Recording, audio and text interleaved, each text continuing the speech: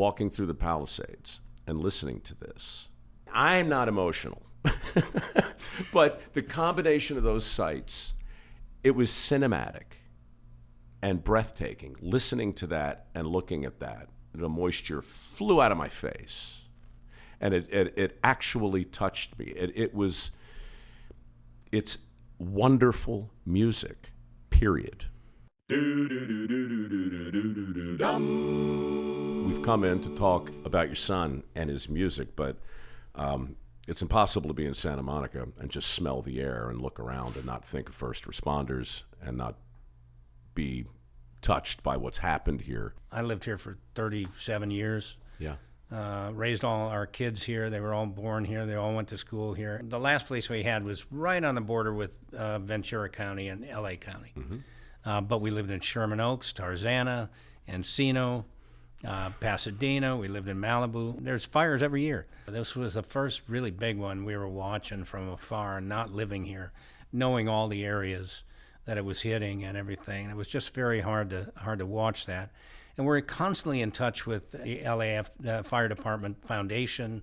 We're doing things with them all the time, and the LAPD. And so we were in touch with them, and we were, sending support, lots of support out. And we do this program called Serving Heroes, and we've served over 1.2 million meals all across the country on police departments, fire departments, military bases, military hospitals, that kind of thing. So I wanted to do one of our Serving Heroes here. So we set up on the beach, Will Rogers Beach over here, where they have a big command center, the National Guard's over there, big command center of fire department people, police officers, everybody's over there because there's so much going on in the Palisades area. So we set up, we served about 600 meals. I dish out the beans. We put on the aprons, we dished out the food, and that was a very good thing. In just about an hour, we're doing another one of those. My team is over at the LAPD and downtown, and they're serving some more food down there. And we do these things all over the place. But then they put me in the fire truck, and they took me up. Yeah.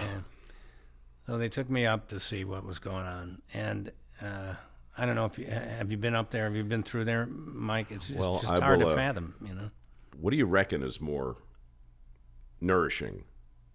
Is it the food, or is it for those guys who are beyond exhausted, by the way, and somewhere between demoralized and a fugue state, right? To see that level of devastation day after day after day after day after day after day, and to have a familiar face like yours show up and start shoveling beans onto their paper plate. What matters more, you think? For me, that particular program at the foundation has always been more about the message than the meal, because you can get food. I mean, they're going to get fed and they're going to have food, but we show up and to me, it's more about the message of remembrance and appreciation and gratitude, and that we don't forget what they're going through, and that we take these types of incidents seriously, and we understand what they're going through, what their families are going through, and how difficult that can be, and showing up and delivering that message. I think that to me is the most important part of what that program does, is just, tries to give something back to them and make sure they know how much we appreciate what they do. I think it's important too because it's relatable in a way that, most people might look at your work and they might look at you, and they might look at the Lieutenant Dan band and go, well, yeah, I guess maybe if I were an international movie star with a resume the size of a telephone book, I might spend some time singing in a band. And yeah, but that's just not me. No one can really relate to your specific curriculum vitae. But I met a woman called Ginger Passarelli about 5 years ago, started a modest little organization called the Soup Ladies. And we gave her a big trailer because we loved what she was doing so much. But she and her team of women, they were there in Vegas after the shooting. They were at, I don't even know how many fires, how many earthquakes. They just show up and they serve soup. Really good soup. From really, like the grandmom everybody wishes they had, just serving you soup. And Gary, you see these men, hard men, who've seen tough things, just weeping to be holding a bowl that's filled with soup. And that's from somebody they've never seen before. So somebody like you shows up to spend a moment. That will stick with them until the end of days. Again, it's not about the soup. It's about the remembrance. It's about the acknowledgement. It's about the gift of love and support, and that what they're doing is important and recognized. That can mean more than anything. We try to do that as much as we can at the Gary Sinise Foundation. You do it all of the time. How many bases have you played at this point? Roughly 180 different bases around the world, and that's not the number of visits, because there's multiple visits to different bases. I've been to some of them 10 times, or whatever. So it's hundreds and hundreds of trips, and that the band has played probably 600 shows, for the military. It's crazy. If you're keeping track at home, 600 shows. I mean, it's a lot. That's got to be 2.5 decades of playing, basically. Yeah, I mean, there were some years I was shooting CSI New York, and every weekend I was like going out and playing on a base, and I'd come home and shoot the show. It's the last time I saw you in person. I was on a sound stage doing something, and I walked over and watched you do a scene, and you said, "Yeah, I got to finish this up, and then I'm off to play." Yeah, we're going to play some concerts. Yeah. Well, it's uplifting to be able to do something to help. That's what it's all about. Let me tell you what happened to me this morning. I landed here a couple weeks ago, about 40 minutes after the fire started. And I won't drag the listeners through it again, but it was an odyssey for me because I was over at the Huntley looking north the whole time. And that hotel turned into basically the Pacific Palisades refugee camp. I'm surrounded by people who are watching their lives go up in flames. It's impossible to articulate. You just had to kind of be there with them, Well, this is the first chance I've had to get up early, and it was a beautiful morning, and I just started walking. And I ran into the checkpoint down on PCH. The guardsman knew me and let me through. And then I wandered up Chautauqua and the Channel and more checkpoints, and I made my way into what I guess was the worst of it. And I had what I told Chuck. I called him. I said, "Dude, I think I just had a quasi-religious experience because I put my headphones in and I listened to Arctic Circles as I walked down a cul-de-sac, and it was just a stunning combination of Dresden, after the worst of it, juxtaposed with other parts of the street that were totally untouched. If you're looking this way, it looks like it has for 40 years. And if you turn 180 degrees, it's a hellscape.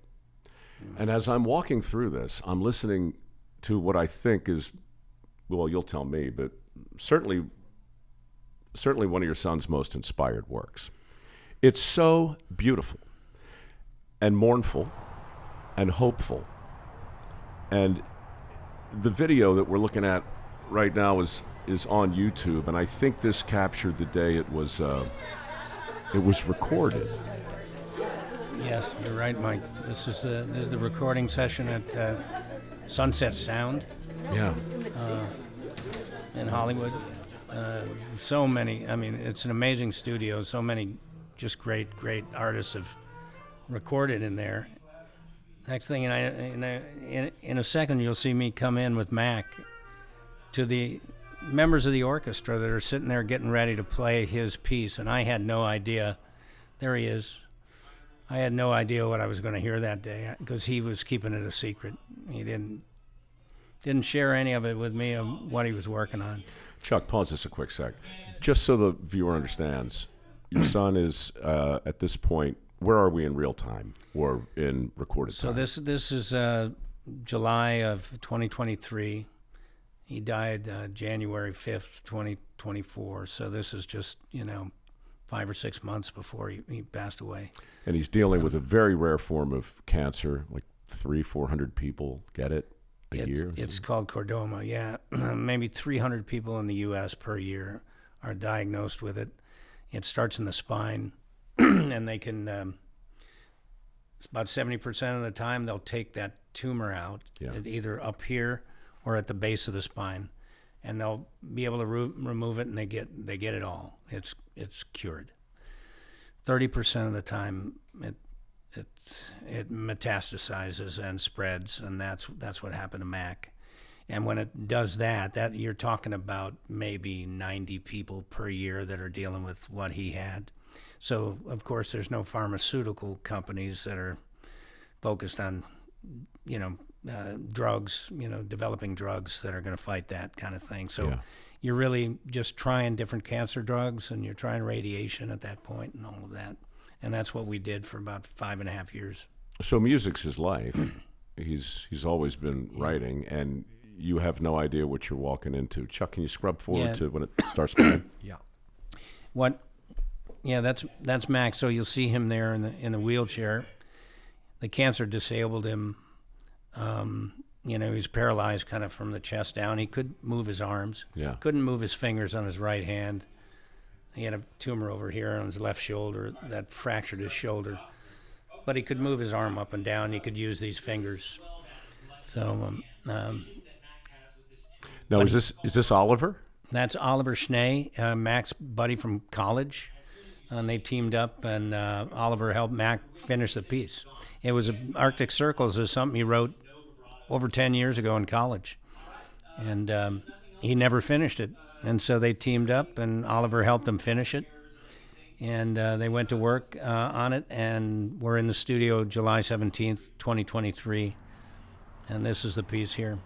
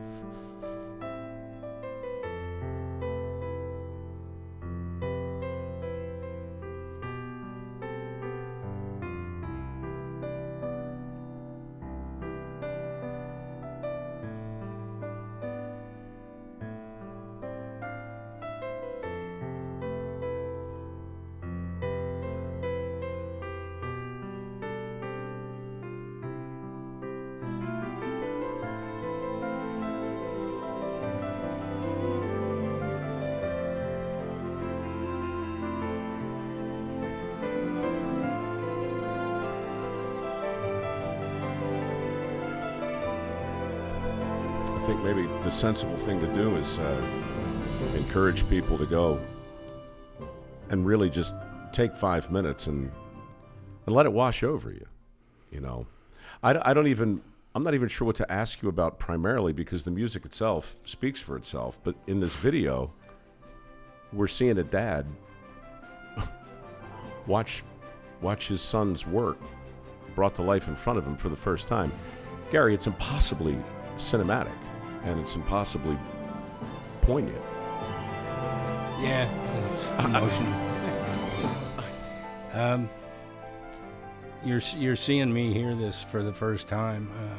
He was quietly working on it with his buddy, and then we were in the studio all of a sudden, and I'm listening to this magnificent piece, and this is something my son wrote, in college, and it's coming to life all of a sudden, and it led to an entire album of music that he wanted to do that he was able to finish before he died. And that's where the album Resurrection and Revival comes from. Okay. And this is on his YouTube channel, Mac Sinise YouTube.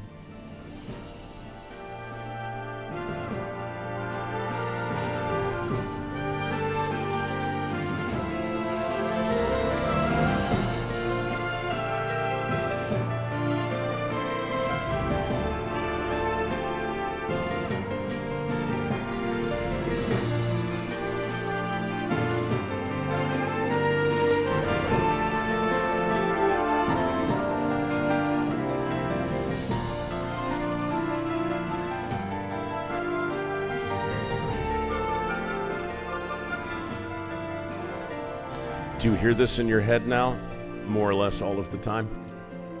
Yeah. It's crazy, isn't it? The way we have soundtracks in our own life, and where they come from, and how they linger. What informs them, you know? I can't listen to that one without, just reflecting and, reliving that moment in the studio and just thinking about him. And, it's emotional to do it. I don't know where I heard this, but I'm sure that after he died, you got into his phone and into his devices and found these compositions, or some anyway, more that you didn't know even existed. It's like a sea chest of, it's like finding buried treasure almost. It would seem. It was. Shameless plug. Chuck, it occurs to me as I sit here listening to Gary Sinise talk that he's a nicer person than either you or me. By leaps and bounds, 10, 15 times nicer, yeah. It's so humbling. I'll tell you what else is nice. Pure Talk is nicer than any of the other carriers. And I switched, and everybody knows it, but I just wanted to prove it. You switched too, right? I sure did. Whoops. Yeah. There it says it right there. Pure Talk. Where'd you get that hockey jersey? This is I bought it and customized Never mind. it. It's not got my relevant. name on it. Here's what's relevant. Pure Talk is a wireless carrier that you can actually be proud to have, and I'm not just saying that. I've been to their headquarters. I've met the big cheese. They're such a supporter of veteran affairs. They actually give a damn about the country. They actually sent MicroWorks a check for $50,000 when they heard we were in the midst of our next work ethic scholarship program. Yep. I'm biased. I love them, but it's also the largest 5G network out there. I think it's fair to say it's saving people millions of dollars. Cut my bill in half, for sure. 100%. Yeah. I mean, I've got endless stories here, but I'm not going to read through all of them. I'm just going to take, if you don't take my word for it, take Chuck's word for it. And let me work on Gary Sinise. Maybe I can get him involved in this too. But here's what you need to know. Go to puretalk.com/Rowe and switch today. You'll save an additional 50% off your first month. This is wireless by Americans and for Americans. All the customer service. I've walked through it. I've seen it with my own eyes. They're here. They care. They're awesome. And I love them. And Chuck, you do too. True? 100%. Yep. Good. puretalk.com/Rowe. Let's get back to somebody better than me and Chuck. But first, a song. Pure Talk. Pure Talk. I found so much music after he died in his files that he'd written and tucked away. And you just want to say, I just wanted to, like, why didn't I hear this before? There were a few pieces that I'd heard, because there were some pieces that he wrote for my foundation. But then there were all these other compositions that he wrote, and charts as well. Not things, I found things that were recorded that he wrote on his computer. He would do this for the foundation. We couldn't afford to have a big orchestra record the music for some of our videos, but I wanted him to write the music for some of the videos that we made. And so he went in, all his samples and everything on his computer. He's got his little keyboards and everything, created all the music. While he's about as incapacitated. Not this stuff. This stuff was when he wrote this before he was diagnosed. So he started working for the foundation in 2017. And one of the things he was doing was writing some of these, some music for some of the videos that we made. So I found those pieces. And I was familiar with some of those. But then I found other things that he'd written for the foundation that I'd never heard before. And then I found all this other stuff. And then I found charts, charts he'd written of things that never got recorded, that he was hoping to record someday and stuff. So finding all this, like you say, it's like I found all this treasure. There was a lot of music. And so not wanting to just let it, disappear on his laptop, never to be heard, I decided there was so much music and so much good music. Yeah. that I had to do another record for him, and that's where part 2 of Resurrection and Revival came from. There's so much music. It's a double vinyl album, so there's 19 compositions on part 2. And stuff that goes back to college. I found college recordings. I found one of his buddies found a class project that he was writing for a music theory class. And it was just this beautiful, beautiful melody. He wrote it for the class, probably turned it in, and then that was it. Nothing happened to it. And one of his buddies had another buddy who had that recording, sent it to him, and he sent it to me. And I was just like, oh my gosh, this is like a beautiful jazz ballad. And so because it was just Mac playing the piano, and all it said was Theory Project. So I titled it Mac Theory. And I got my piano player from my band, Ben Lewis, great keyboard player, great arranger. I said, Ben, please do an arrangement for jazz quartet of this song. So that's one of the tunes that's on part 2. We went into the studio last summer, recorded that along with a big band tune that Mac had written. So his taste is all over the map. It's very eclectic. Yeah. I mean, what we just listened to is totally cinematic. When I listened to him on the harmonica, Shenandoah, I mean, it's just so Americana. Yeah. And now you said jazz charts? They're jazz charts, yeah. I found one chart, all it was called was Piano Tune Number 1. That was it. But at the top of it, it said, Allah, Heaven Can Wait. And he loved the Dave Grusin score for the Warren Beatty movie Heaven Can Wait. Right. He loved that score, and it said, Allah, Heaven Can Wait. And so that's all. And so we just riffed on that. So I got Oliver involved with the second record to come in and help kind of flesh these things out, do an arrangement for some of these things, because the chart was there. The keyboard stuff was there, but now we wanted to lay an arrangement over it, and we wanted to kind of take that direction that Mac gave us of Allah, Heaven Can Wait. So Piano Tune Number 1 is on that on side B with all the other jazz stuff. It occurs to me as you talk, it's kind of like a good musician with that kind of varied taste is not unlike an actor who takes a lot of different roles. You play bad guys, you play good guys. You've been all over the map. Why is it surprising then for a musician to have tastes that span the same breadth, right? Yeah. Well, I think college did that to him. He went to USC Music School, the Thornton School of Music at USC, and he went in as a drummer. So Mac started playing drums when he was 9 years old. I got him his first set, put him on the drums. The first day he could play. I mean, he could figure out what to do with his hands and his feet, and so he played drums all the way through high school and rock bands and everything. And he went into USC. He did a video, showing how he could play and everything, and he got into USC Music School. But then once he got into USC Music School, he just started, his whole musical thing just started to change. He didn't want to just be a drummer, and he was an excellent drummer, but he wanted to compose, he wanted to songwrite, he wanted to sing, he wanted to conduct, all these different things. So he started composing. And that one of the compositions that he wrote that he actually wrote before Arctic Circles in college is called Waltz for Addicts.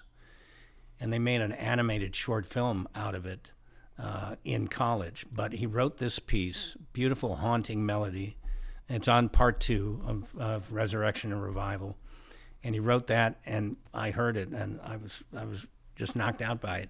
And I heard that back in his college days, but I didn't hear what he was writing after that, which was Arctic Circles. He was working on Arctic Circles and all these other pieces that ended up on part 2 of the record. So the side A is all the orchestral stuff. Side B is kind of the jazz stuff. Side C is there's more rock stuff. Side D is stuff that goes back to his college days, of things that he recorded in college that we put on the record. It's just another overwhelming homage to the impact of influence, right? I mean, you can probably think of a performance you saw years ago, maybe on stage. Oh, yeah. right? And in the wake of that, for the first time, you said to yourself, I wonder if I could do that. Or, you know what, I can do that. Or I never thought about doing it like that. Maybe I should. And then off you go. What was that for you? Do you even remember? I was influenced probably more by movie guys, movie actors, because I kind of grew up in a suburb of Chicago. It's called Highland Park. It's about 25, 30 miles north of Chicago. And we had a great theater department there, and I loved doing theater and everything, but I would only rarely see a play somewhere because you had to go downtown to see the show or something like that. But you could see movies every day if you wanted. So, and at that time, this is the early 70s. Mm-hmm. So think about who was like really rocking it back then. It was Hackman, and it was Pacino, and it was Dustin Hoffman, De Niro, and Robert Duvall, and Mitchum was still in the game, kind of. John Voight, Cassavetes, Gina Rowlands, all these fantastic. Peter Falk. Peter Falk, yeah, absolutely. Remember Husbands, that movie? What? That was Cassavetes. Cassavetes' Husbands, yeah. And Ben Gazzara was in that, the three of them. Yeah. Gina Rowlands in The Woman Under the Influence, Cassavetes' movie. I was just influenced by a lot of that. There's a great movie that Jerry Schatzberg directed back then called with Pacino and Hackman. It's a little scene film, but it really impacted me. It's called Scarecrow. Mm. And the two of them in it together, they were kind of a little bit like George and Lenny, you know? Yeah. And in fact, when I directed the movie of Mice and Men, I hired Horton Foote. Remember Horton Foote? Wrote To Kill a Mockingbird and Tender Mercies and some great screenplays. I asked Horton to do the screenplay. He said, Mice and Men's already been a film, and, why do you want to do that again? And I said, have you ever seen Scarecrow? And he said, no. I said, let me send it to you. I just want to make a movie kind of like that, about two guys roaming around. And he watched Scarecrow, and he said, oh, I get it. Okay, I get it. And so that's a great movie. And I was just really influenced by a lot of those guys and what they were doing back there. Because if you look at all their work, Hackman, Pacino, all those guys, they were doing some of their best stuff back when they were in their 30s and early 40s. It's funny though, because you don't know it when you're in it. You don't know it when it's happening necessarily. You don't know, and you don't. I mean, how can you imagine the impact that you've had on millions of people you'll never meet? It's you don't know. I mean, and so I've found that when I meet some of those guys and I tell them those stories about, oh gosh, when I was a kid, you blah blah blah, and I was watching you do that. They kind of nod their heads, they kind of nod their heads, But I did do one movie with Gene Hackman, and there was it's a movie called The Quick and the Dead. Oh, sure. By Sam Raimi directed it, and Leonardo DiCaprio was in it, and Russell Crowe, and a Sharon Western Stone. of sorts, as I recall. Yeah, it's a Western, yeah. And I had one little part. I played in a flashback where I was Sharon Stone's dad, and Gene Hackman's the evil sheriff, Yeah. And I got to spend 2 days with Hackman on the set.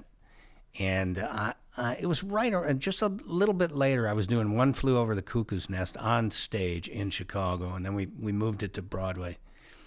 And I think it was Esquire magazine or something asked a group of character actors like William H. Macy and me and some other people, who was your sort of guy that you looked to when you were younger and everything like that. So I picked Gene Hackman, and they said, well, we're going to set up a photo shoot and do a little interview with you two guys. And so I spent another day with Gene Hackman in Chicago. When I was shooting my show, he came to do the photo shoot. Yeah. And then he came to the show that night.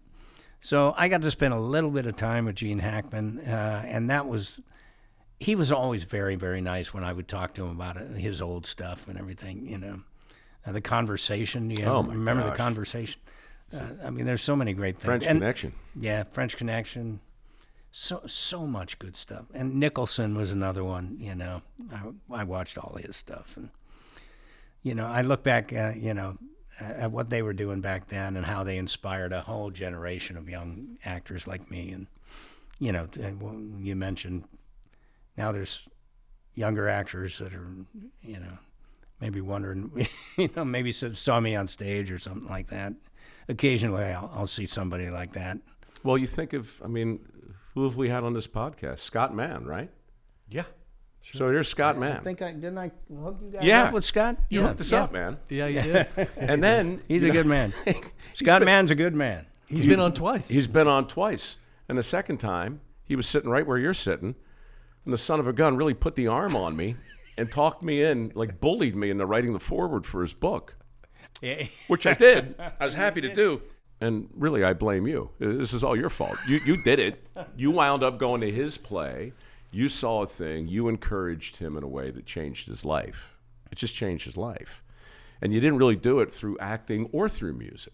You did it by showing up, like you did yesterday for the firefighters.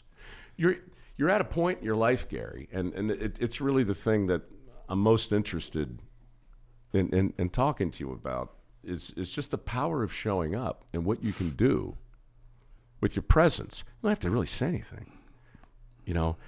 What a privilege, responsibility, burden, blessing.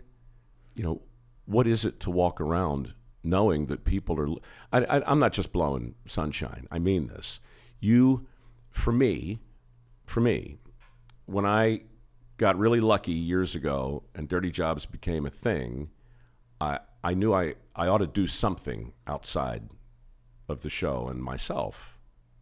And you're the benchmark. You're anybody who's ever had any level of celebrity or good fortune who feels like they would like to give something back has to look at you. You have to know that, this reality of you just showing up again and again, 600 concerts, 180 bases, slopping beans onto cardboard plates early in the morning just because. You don't get paid to do Lieutenant Dan. In fact, you pay your band out of your own pocket. And I'm saying that because you won't. Well, it's just a hell of a thing to watch. It makes me feel good to share the species with you. Thank you, Mike. There's so many things that have happened over the years that kind of motivated all the service work and whatnot. Got involved with Vietnam veterans in the 80s and really started supporting them. Having Vietnam veterans on my wife's side of the family and feeling, very badly for what happened to them when they came home. And then after I played Lieutenant Dan in Forrest Gump, I was approached by the DAV, Disabled American Veterans. They've been on here too, by the way. Yeah. And Dan Clare. Yeah. Dan, yeah. Yeah, Danny Clare, yeah. Terrific. Good pal. They approached me, in '94, and I started supporting them back then. I do their convention every year, and my band plays, all that, for years now, and everything. And, that led me to kind of dealing with our wounded a lot more because of the DAV. And then September 11th, of course, was a turning point for me. And in fact, in my book, Grateful American, that's the chapter. It's the turning point chapter, which is, it was like the 80s and 90s were seeds being planted for what would kind of grow out of that. And September 11th really was a catalyst for a lot more stuff. So I just started volunteering. And then I could see, the impact, like you say. Showing up makes a difference.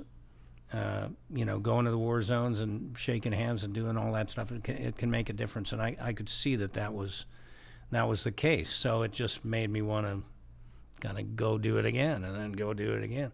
And all of that turned into just a lot of support for a lot of other military and veteran and first responder nonprofits. And then it was just clear, like, I'm in this game now. It's the best thing I could do is start my own. You must be this tall to get on the ride, and you are. Yeah, I'm not going anywhere. I'm going to keep at it. So starting the Gary Sinise Foundation was the next step, and now we're almost at our 15-year anniversary now. But now this other thing is happening, and there's a corollary to it. The philanthropy is over here, and everything you've done under, call it the umbrella of service, speaks for itself. But now, like many millions of other Americans, you're dealing with a level of grief that I think would cripple a lot of people. and you're doing it publicly, and you're sharing it, and you're sharing it through music, and that requires a measure of elegance and grace, really. That is something else I believe people, and I'm excited to have you on to talk about this, because I know people are listening who have, as Robert Frost said, been acquainted with the night. They know, and they're looking to you and the way you're remembering your son, and it's just ripe with hope. Thank you, Mike. A lot of what I've tried to do over the years, recognizing that a lot of our veterans and first responders are dealing with a lot of difficult things. They're containing their grief, they're containing their stress and all that stuff. They're keeping it in. They're not sharing it. They're imploding in ways. And so we go out there. We try. I want to hear what they have to say. So I try to talk to them about it, and I encourage them, to share it, because that's a path to healing. And Scott does that with his storytelling workshops and everything, trying to teach veterans how to get it out. Don't keep it in. Share it.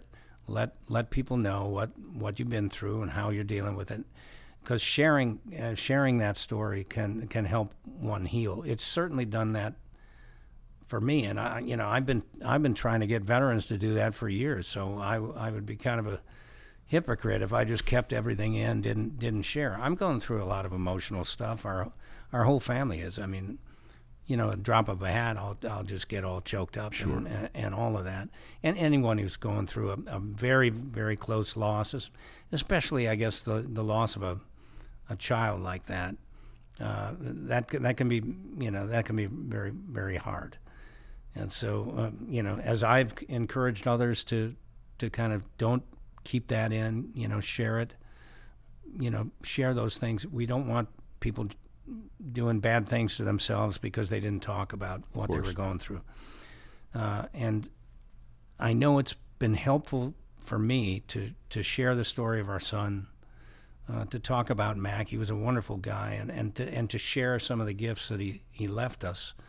That has been super helpful for me. I mean, I'll tell you, after he died, finding that music on his iPad and his Dropbox file and his phone and all that stuff, just discovering this stuff, and I was just pouring through his phone, just text messages. I'm just looking for, and I found messages that he wrote. I found letters that he wrote to us and just tucked away for later.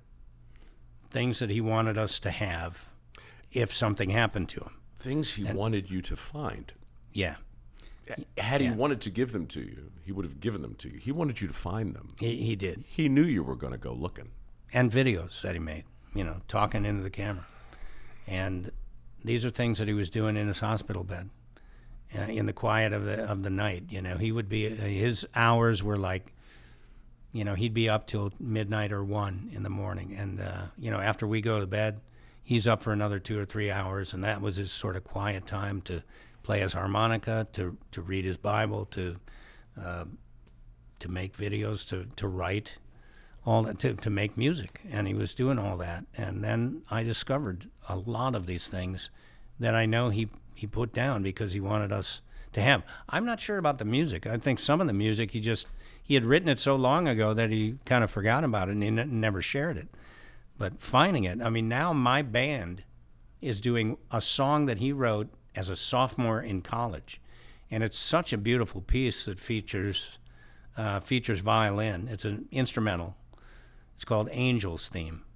And I found it, and he wrote it for a class and tucked it away. And it's a beautiful, beautiful piece.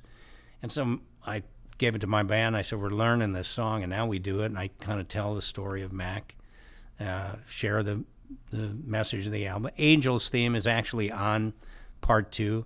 And the last song he wrote, so Angel's Theme is one of the first ones I found that he wrote. Mm-hmm. The last song he wrote is a song, it's quasi, right, when you say quasi. But Mac liked to say quasi. And so he wrote this song called Quasi Love. And he wrote all the lyrics, He wrote the melody, all that stuff. And he started teaming up with one of my band members, Dan Myers, who plays violin for my band, one of my singers. And they were pals, and Dan was helping him flesh it out. And I found it after he died. And I said to Dan, what is this? Oh, yeah, we were working on this one little thing. I said, we're going to finish that. We're going to finish it and put it on the record. So now it's this rockin' tune, and my band is doing that. My band is doing that, too. That's unscriptable. Yeah, it's amazing. We're doing the first song that I can remember Mac writing in college, and the last song he wrote, Quasi Love. I got a confession for you.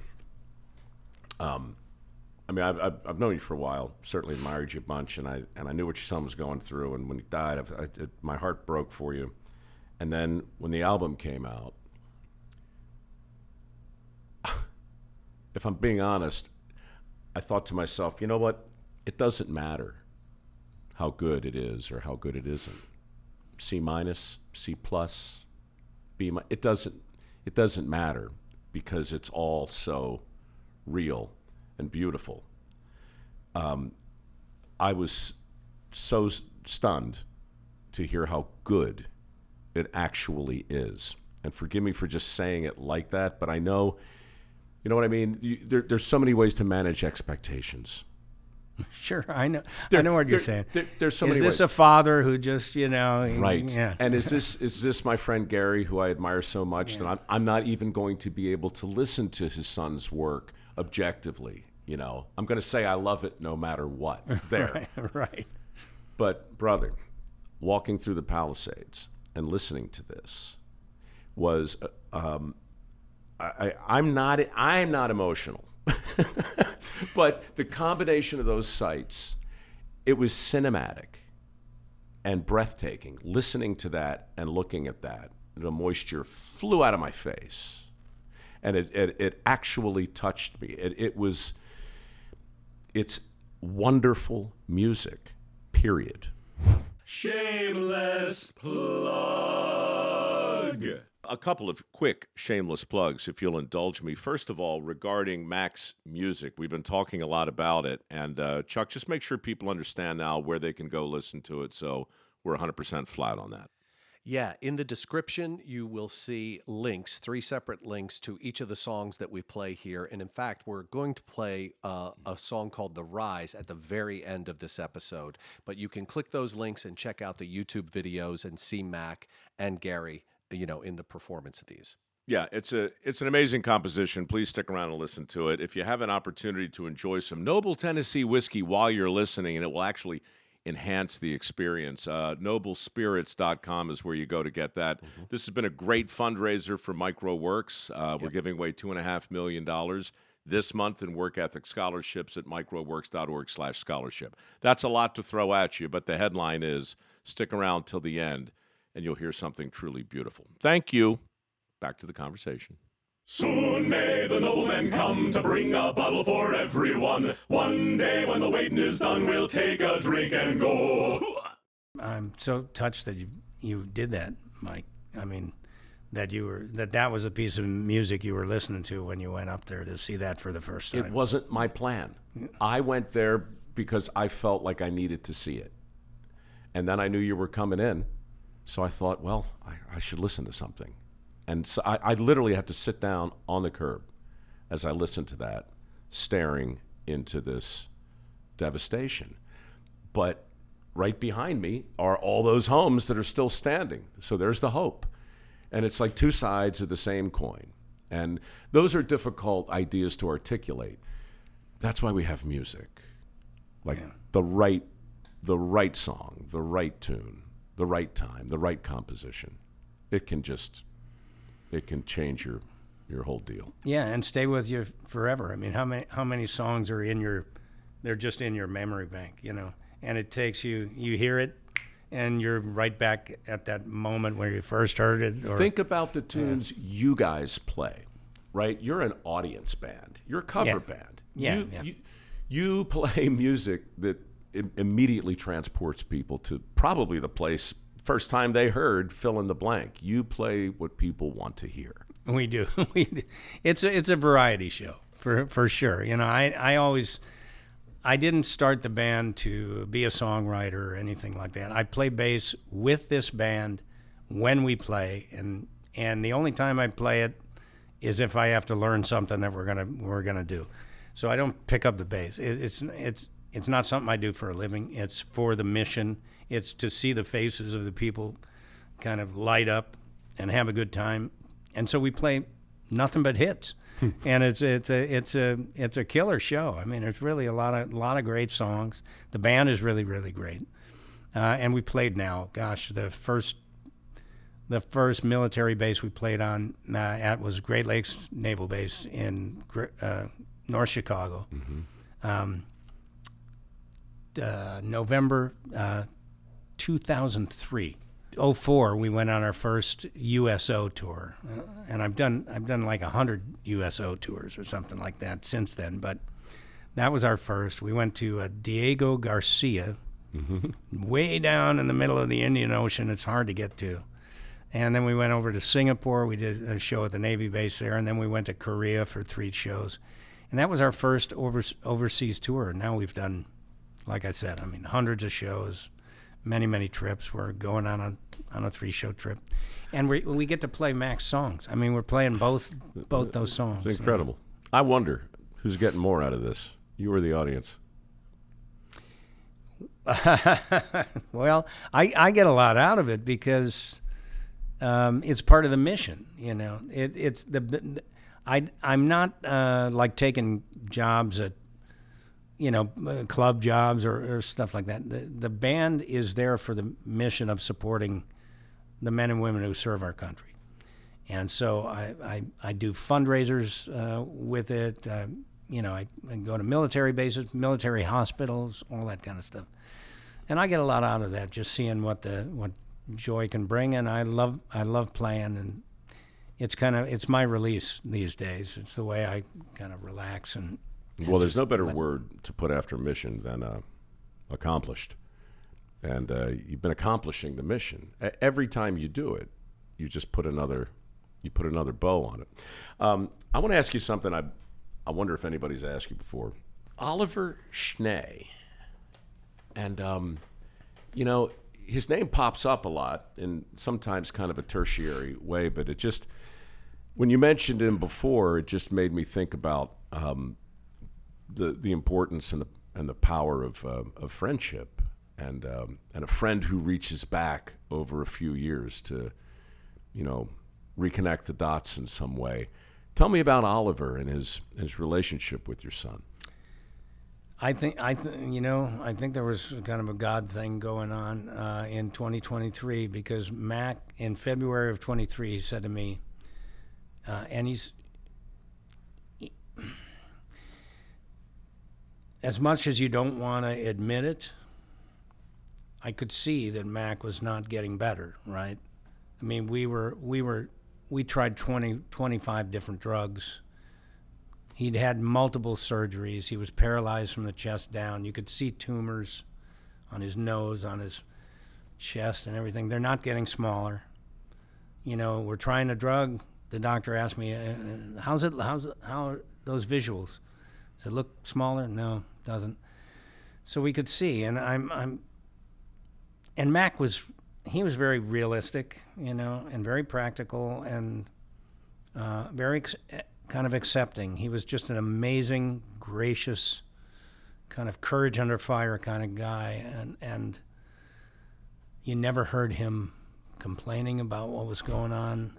If he was in pain, then we, you know, that was the hard time, or feeling sick from treatment or something like that. But otherwise, he was just smiling through it, and just, you know, like all that summer when they recorded Arctic Circles, he was watching the Cubs. I mean, I grew up in Chicago. I'm a big Cub fan. So Mac and my wife, who's kind of disabled herself and has had multiple spine surgeries, they were just in there. My 90-year-old mom was in there watching the Cubs. I mean, they were enjoying themselves, and Mac was enjoying himself. But at the beginning of 2023, which ended up being his final year, he just all of a sudden, he wasn't playing music, wasn't doing any of that because he couldn't. He's fighting cancer and he was disabled. He said, "Dad, there's a piece of music that I wrote in college, and I think I'd like to finish it. Do you think Dan, my buddy from my band, would help me flesh it out?" And I said, "Yeah."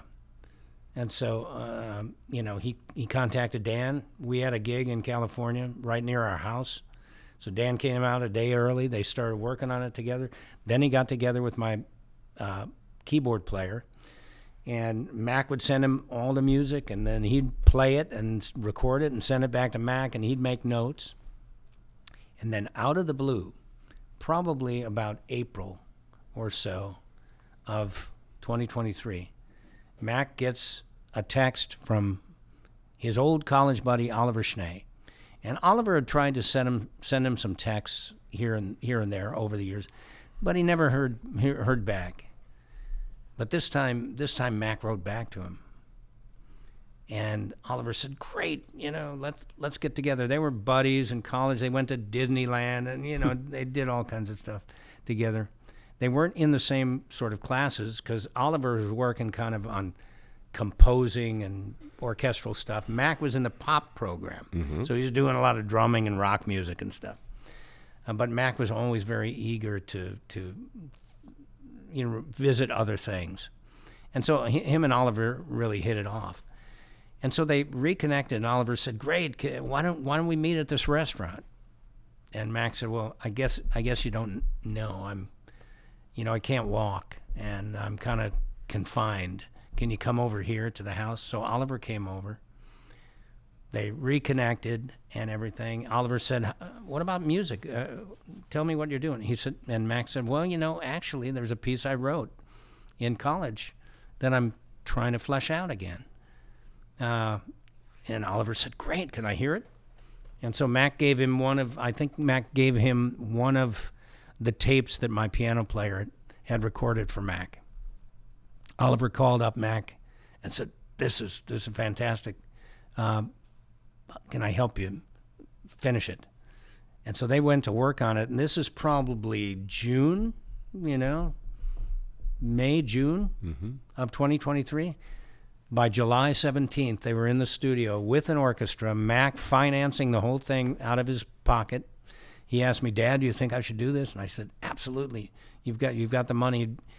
He'd had a savings, and it was just building up, resources. So he had the money, and he produced the whole thing, financed the whole thing. Oliver produced the record with Mac, doing Arctic Circles, and then Mac had picked up harmonica, and he was starting to futz around with harmonica. And I suggested he listen to my buddy Sammy Davis. He's a Medal of Honor recipient who plays Shenandoah on the harmonica. And Sammy tells a story about being in Vietnam and getting the harmonica and playing it over there and stuff.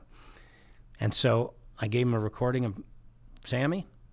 He listened to it. He learned Shenandoah himself, and he played it for me. I said, "You know what? You're going to be in the studio for Arctic Circles. You're going to have the orchestra there. Show this to Oliver and ask him to do an arrangement of, to back you up with the strings behind you playing Shenandoah." And that's where Shenandoah came from. Oliver did the arrangement. They went into the studio together. And Mac, they loved it so much. Mac said, "You know what? I want to do a whole album. I've got all these other ideas. I've got some more original things. I want to play harmonica on some things." So on Resurrection, and that's where Resurrection and Revival comes from. One of the things that Mac was doing at the foundation was kind of refurbishing things that were in my archive, taking old pictures and making them new again and everything. So on the cover of Resurrection and Revival, you'll see my grandfather, Mac's great-grandfather. There were a series of old black and white photographs from World War I. So he decided to take old things and kind of make them new again. So you'll hear him playing harmonica on Amazing Grace. Mm-hmm. You'll hear him playing harmonica on an old Irish song called Tura Lura Lura. Yeah. So that was a song that his mother sang to him when he was a little kid. She used to sing that and another one called Red River Valley, the old Red River Valley. So Mac learned harmonica to all those songs. Oliver did arrangements for all of them. They went back into the studio and did all that. We had a wonderful day with my band at now this. Which one is this? Shenandoah. Oh, Shenandoah, yeah. Oh yeah. So this is a beautiful, beautiful piece. Who gave him the harmonica? His mom suggested he get it because he couldn't play drums, and she said, you know, you can hold a harmonica and lay in his bed and play it. So he learned how to do that. Is there a simpler instrument with a more mournful sound? Yeah, I don't know. Probably not.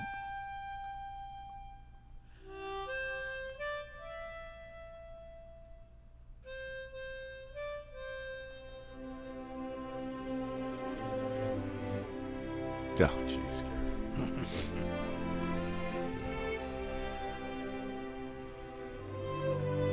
That's Oliver's. At the mixing board, that's Bill Schnee. He's a very, very well-known, highly regarded, highly respected mixer, sound mixer and producer.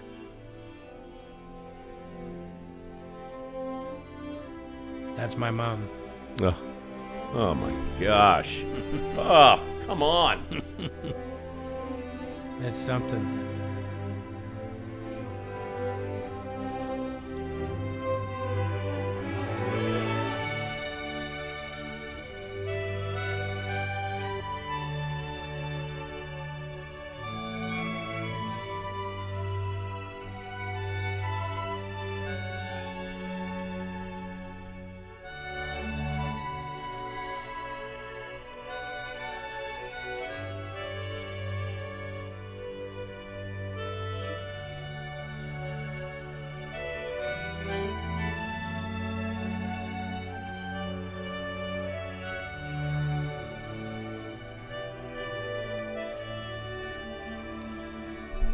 Stephen Foster?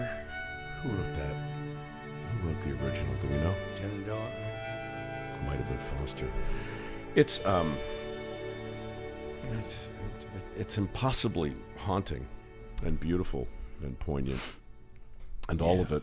And I guess maybe, maybe you're missing an R. Maybe it's resurrection, revival. There's certainly reverence in it. There's certainly reverence.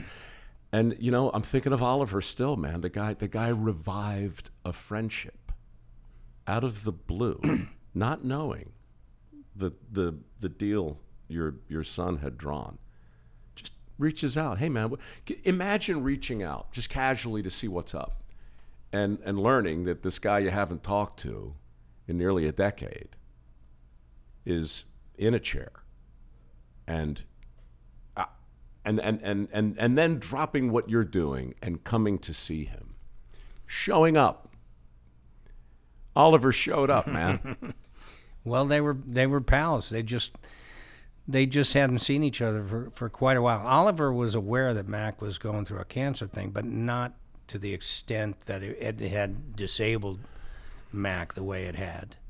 You know, so that was news. And then they, you know, I think that's why I say there's a God thing here, because, I mean, the timing, you know, had Oliver, you know, waited another 5 months to reach out or something like that, this whole project would have not happened. But the timing was amazing because Mac had just started to get back into this piece of music.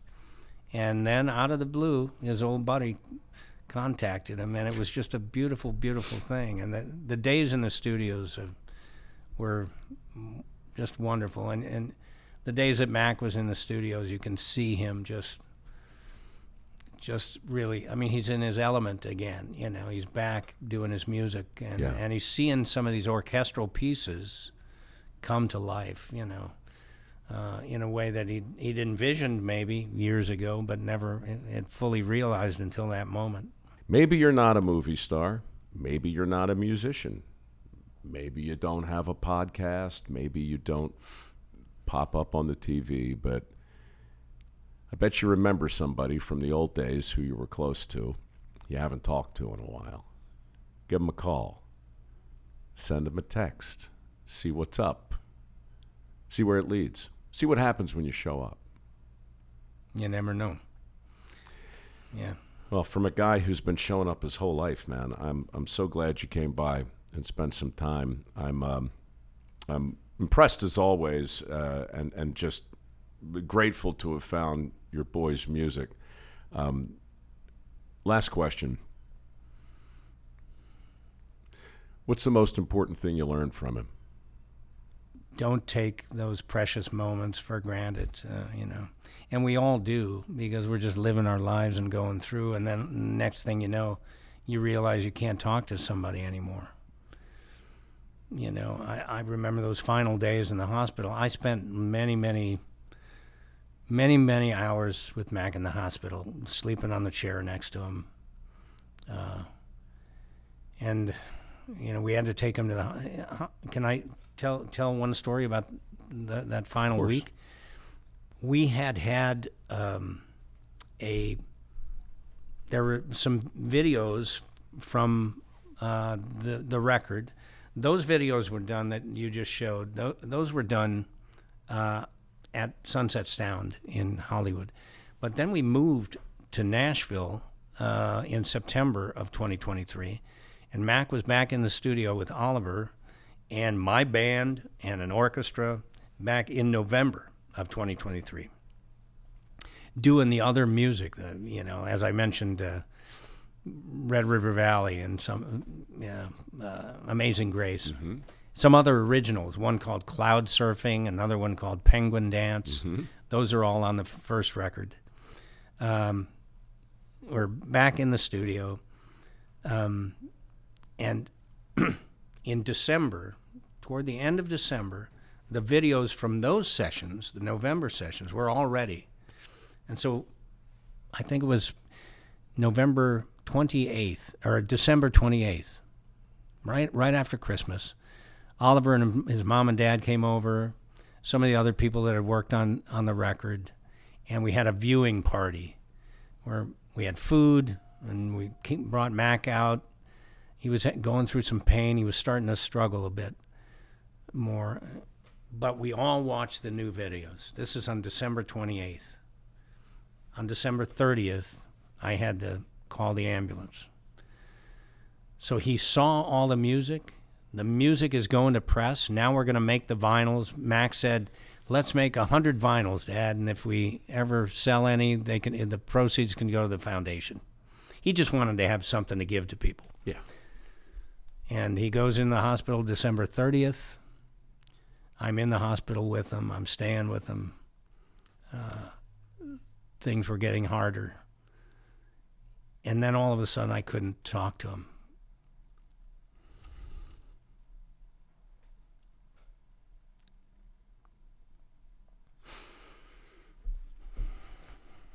Because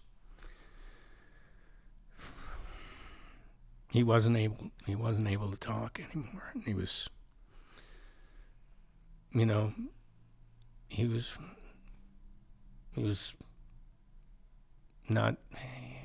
was going. And I was with him in the hospital through that whole time. That whole time. My wife was having some issues, so she couldn't come and stay with him all the time. And I was staying with him. And then you realize, gosh, yesterday, if I would have only asked him this, if I would have only talked to him about that, or asked him what he was thinking of, was he afraid? Was he scared? Because it was getting harder to breathe. So they put a BiPAP mask on him. That shoots air into his lungs because he wasn't able to get his air, and it's getting harder. And now all of a sudden he can't talk. And then you just reflect a lot, Mike. You reflect a lot about, I should have asked this thing. I should have told him this, And so you kind of have those moments of reflection and a little bit of regret, but you also learn a bit you know. And Mac taught us a lot, you know, even in his final hours. You know, he taught us a lot. And we have our 2 daughters and grandchildren. And I look at them and just hold them tighter and, you know, love them more and think about what can I do for them. You know, I'm doing all these other things, you know. What can I do for them? You know, what would I have done for Mac if I had the chance, you know? And so through them, you know, Mac knows I'm looking out for him, and I think he's proud of that and happy about that, and I learned a lot from him about that, you know, just acceptance, and he was a faithful guy, you know, and I think he accepted what was happening to him. That's why he left some of those messages that I found and discovered. You don't have much choice. Whether you're gifted, you get a gift, you don't get a gift. But the choice to share it, that's conscious. You made it. He made it. And millions will benefit from the choice. I hope so, Mike. You know, I hope more people go and listen to this music and support the foundation and all of that. He wanted that, and he would be getting such a kick out of the fact that his old man had this project after he was gone, and I poured myself into it. And now he's got another record. He never imagined that. You know, in a million years, like all that stuff that he had on his laptop would end up on an album, and now you can download it, and it's making money for the foundation and helping us with our mission.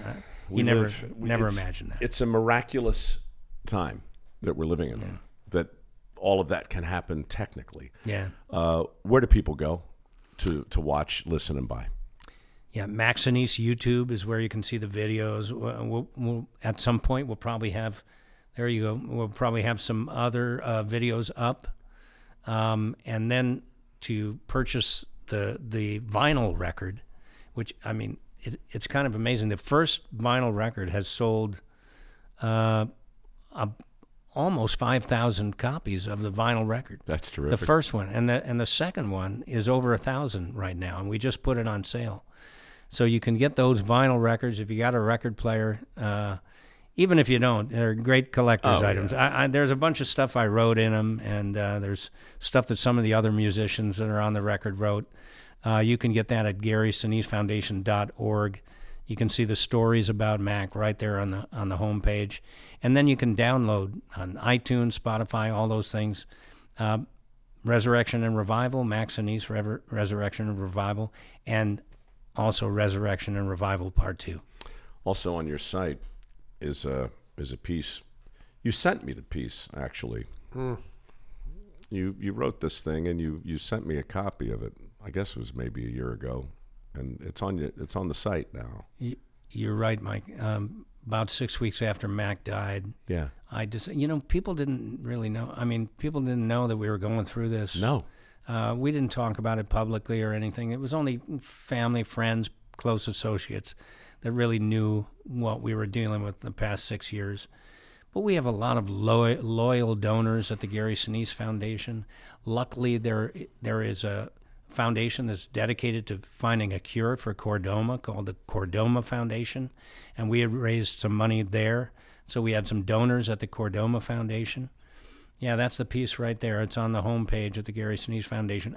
I just decided, because there were so many people that had been so supportive, it was just time to tell people what we'd been going through at home. I was continuing the mission and going on trips, and then I'd come home and I'd call Mac from the trip or send him a video or something from some concert or whatever. So I kept doing the mission, and the mission work was helpful and healing for me to be able to go out there and continue that. He wanted me to do that. So I decided there's a lot of people that love us, love our family, that don't know what's going on, and I'm going to share it and tell them. And that's the story there. And that's one of the campaigns that we started at the Chordoma Foundation website. And we started that particular campaign, Mike, and it wasn't a public campaign. I didn't go out there and say, hey, everybody go there. But it was for the people that knew about what we were going through. Sure. And we're asking, how can we help? What can we do? So at that website, you can go there and you can donate, but you can also, people left really supportive messages throughout our fight. And that was equally as important as the donations. Sure. And then at the end of that story, if you scroll down, Chuck, a little bit more, that's my wife there. That's my wife on the right. That's his two sisters there, Ella and Sophie. But if you go down, you'll see these are messages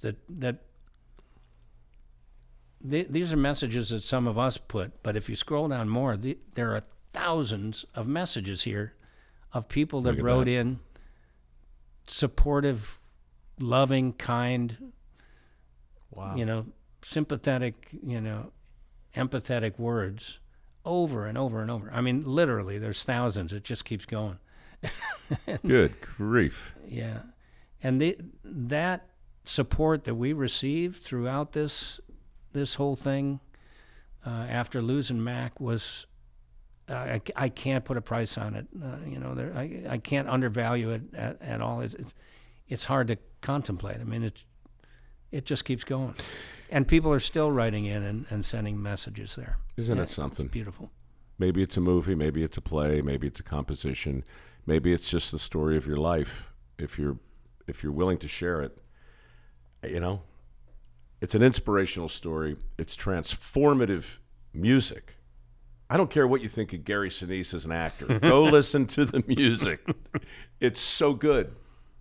Thank you. It's so good, and I'm so glad you came by. I owe you one. Oh, God bless you, Mike. Thanks, pal. Thank you. Of course.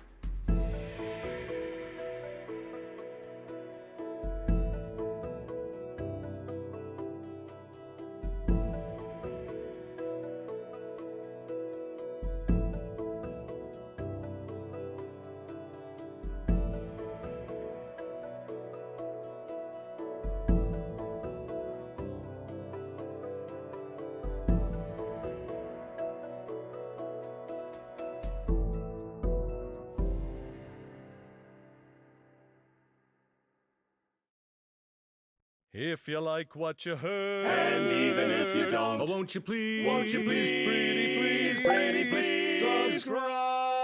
Well, I hate to beg and I hate to plead, but please, pretty frickin' please, please.